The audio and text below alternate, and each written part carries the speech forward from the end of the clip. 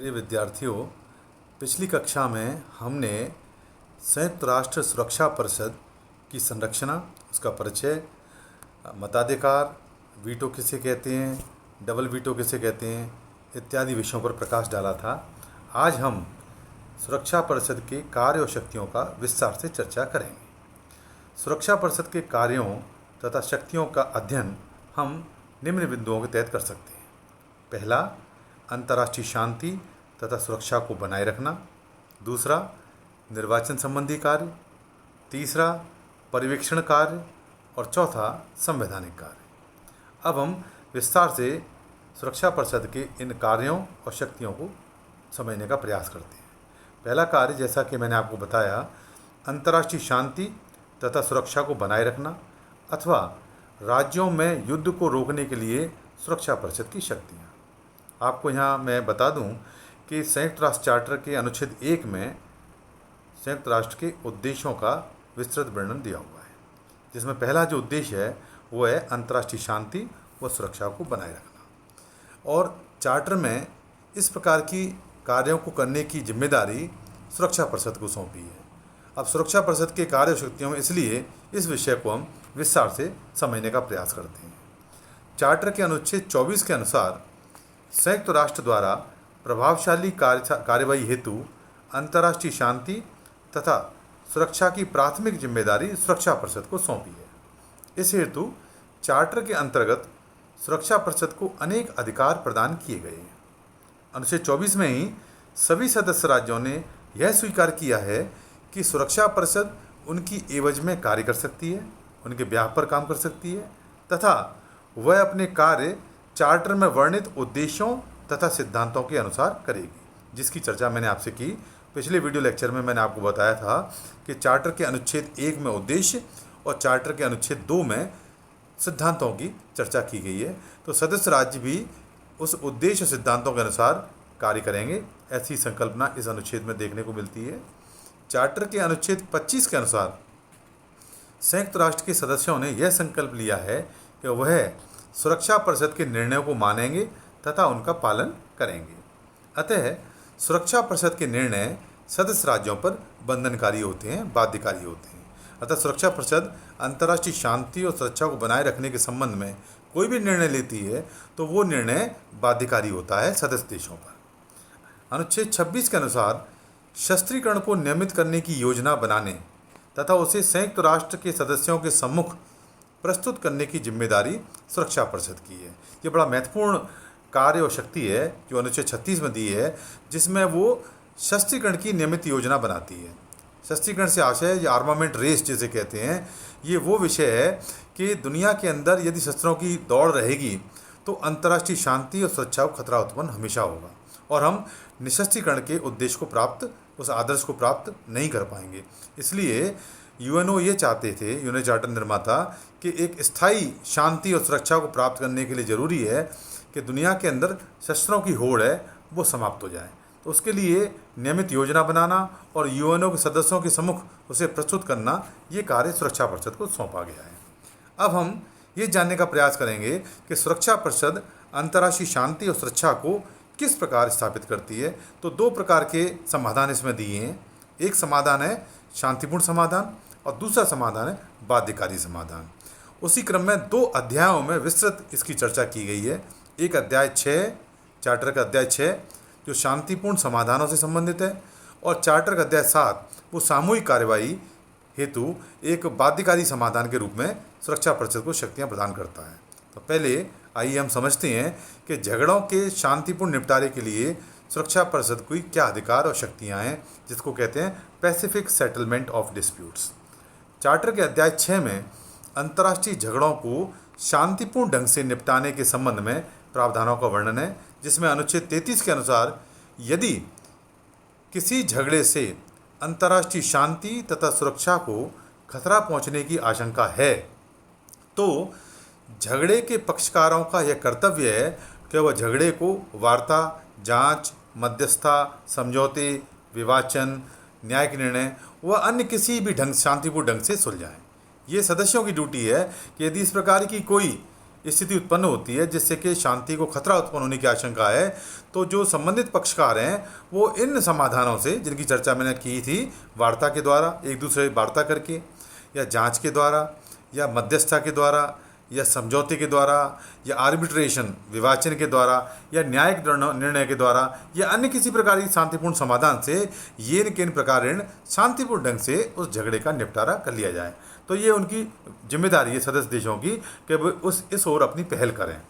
इस विषय में सुरक्षा परिषद यदि आवश्यक समझे तथा यदि राज्य उपयुक्त साधनों में से अपने झगड़े को नहीं निपटा पाते हैं तो वह उसे सुरक्षा परिषद के सम्मुख प्रस्तुत करेंगे। अनुच्छेद 35 में यह दिया हुआ है कि यदि संबंधित झगड़े के निरंतर बने रहने से अंतर्राष्ट्रीय शांति व सुरक्षा को खतरा होने की आशंका है तो सुरक्षा परिषद उचित कार्रवाई करने तथा सिफारिश करने का निश्चय करेगी। ये अनुच्छेद 35 में दिया हुआ है। अब वहीं दूसरा एक तरीका जो शांति निर्माण का है वो है बाध्यकारी समाधान, अर्थात जब पैसिफिक सेटलमेंट्स नहीं स्थापित हो पाते हैं या सदस्य देशों के मध्य इन शांतिपूर्ण साधनों के द्वारा, जिनकी चर्चा मैंने की, उनके आधार पर यदि झगड़े का निपटारा नहीं हो पाता है तो सुरक्षा परिषद किस प्रकार बाध्यकारी समाधान के द्वारा अंतर्राष्ट्रीय शांति और सुरक्षा को बहाल करती है, जिसको हम कहते हैं शांति भंग की आशंका, शांति भंग तथा अतिक्रमण के कार्यों के संबंध में कार्रवाई, अर्थात actions with respect to threats of peace, breach of peace and acts of aggression. शांति भंग की आशंका तथा अतिक्रमण के संबंध में सुरक्षा परिषद को अध्याय 7 के अंतर्गत बड़ी महत्वपूर्ण शक्तियां प्रदान की गई हैं। इस अध्याय 7 में जो शक्तियां प्रदान की गई हैं, आइए हम उनकी विस्तार से चर्चा करते हैं। सर्वप्रथम चार्टर के अनुच्छेद 39 के अंतर्गत सुरक्षा परिषद यह निश्चित करती है कि शांति को खतरा है अथवा शांति भंग या अतिक्रमण हुआ है, और यदि वह इस निश्चय पर पहुंचती है तो अंतर्राष्ट्रीय शांति तथा सुरक्षा को बनाए रखने अथवा उसे पुनर्स्थापित करने हेतु अनुच्छेद 41 और अनुच्छेद 42 के अनुसार कार्रवाई करने का निश्चय करती है। अर्थात बाध्यकारी समाधान के अंतर्गत ये दो अनुच्छेद बहुत महत्वपूर्ण हैं। पहला है अनुच्छेद 41 और दूसरा है अनुच्छेद 42। इन दो अनुच्छेदों के आधार पर बाध्यकारी समाधानों की बात चार्टर में कही गई है। दूसरा, सुरक्षा परिषद यह निश्चय करती है कि इसके निर्णयों को क्रियान्वित करने के लिए सशस्त्र बल को छोड़कर अन्य कौन से साधनों का उपयोग में लाई जाएं, अर्थात वह संयुक्त राष्ट्र के सदस्यों को ऐसे उपायों के प्रयोग करने के लिए निर्देशित कर सकती है। अनुच्छेद 41 के अनुसार इन उपायों में दोषी राज्य को पूर्ण या आंशिक रूप से आर्थिक संबंधों, रेल, समुद्र, आकाश, डाक, टेलीफोन, रेडियो व अन्य संचार के साधनों में अवरोध तथा राजनयिक संबंधों का विच्छेद भी शामिल है।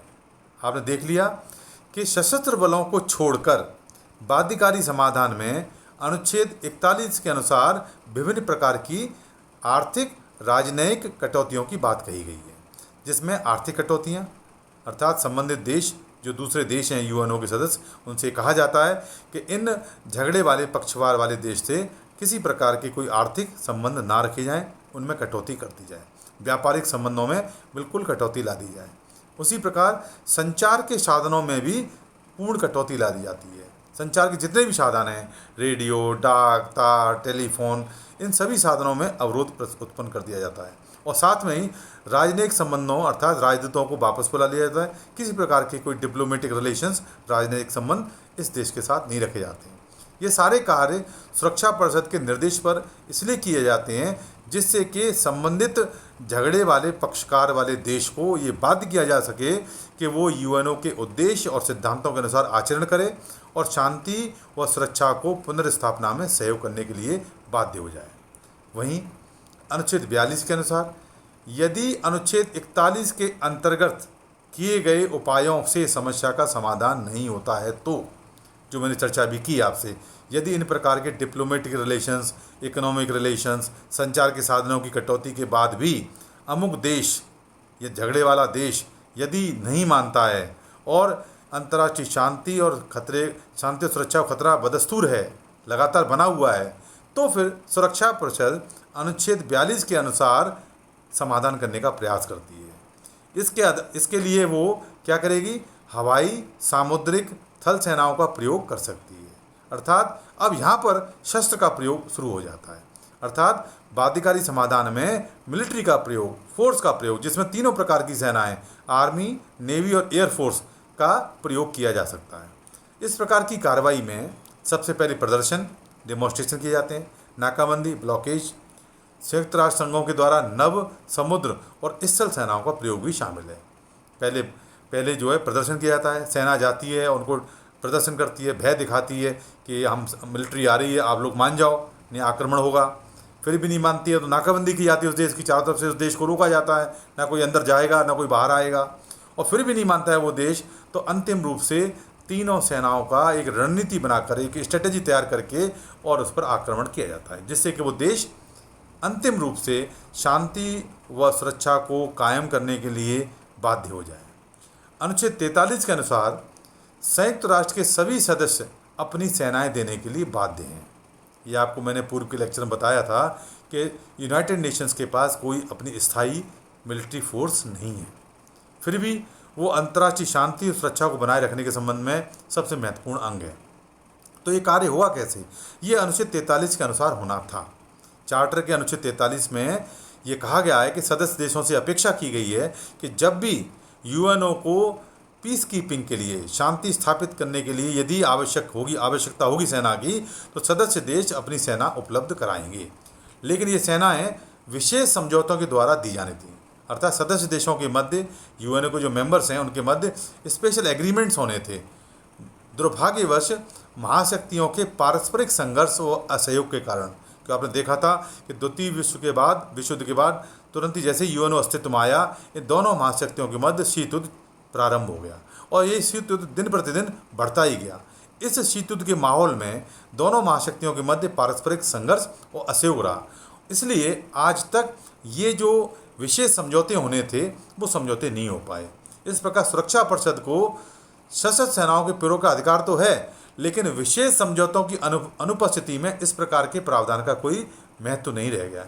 इसलिए कई बार सुरक्षा परिषद उतने इफेक्टिवली शांति सेनाओं का प्रयोग नहीं कर पाती है जितना कि चार्टर में से अपेक्षा की गई थी।